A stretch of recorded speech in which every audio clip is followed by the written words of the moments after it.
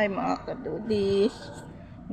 Ginagawa ko mga kadudis. Nabigyan ako ng pamangkin ko ng yero. Pinalit ko din sa nilulutuan ko sa kusina ko. Puro lona lang kasi ang tabing, ang bubong. Binigyan ako ng yero. Binubong ko. Tapos, merienda muna tayo mga kadudis. Bumili yung panganay ko ng malagkit. Kasi birthday niya kahapon. Bumili. 1 kilo. Ginawa kong ganito. Biko. Ito madaming yero mga kadudis. Binigyan ako. Yung iba, pininta nila. Pinalit ko. Lona lang kasing tagpi-tagpi yung bubong ng kusina ko. Pinalit ko yero. Panganay ko maingay. Hindi ko taba-chin-chin kasi yan.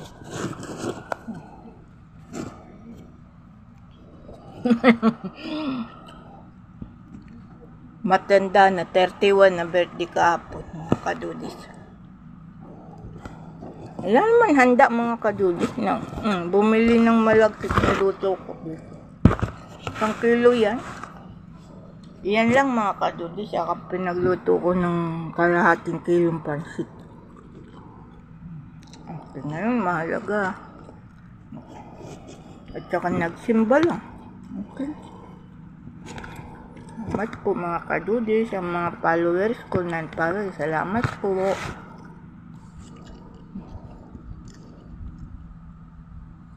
Kahapon mga kadudis, lakas ng hangin. Nililipad yung mga lona ko sa bubong.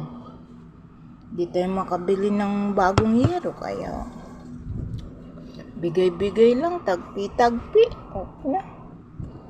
Tapos laki pa ng tubig mga kadudis. Pumasok pa sa loob ng bahay ko.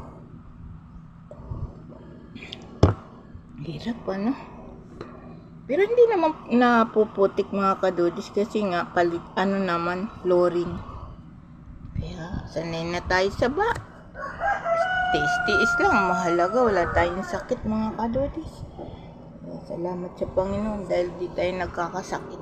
Salamat po mga kadudis.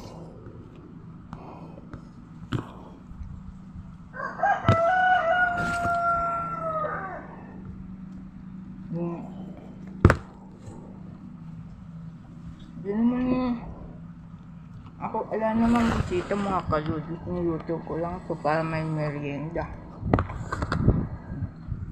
Nakaraos ang birthday. Sabi ko, kahit wala kang handa, wala kang sakit yun isang napakalaking blessing na ng Panginoon yun. Sombrero ng tupad to mga kadudis. Salamat po.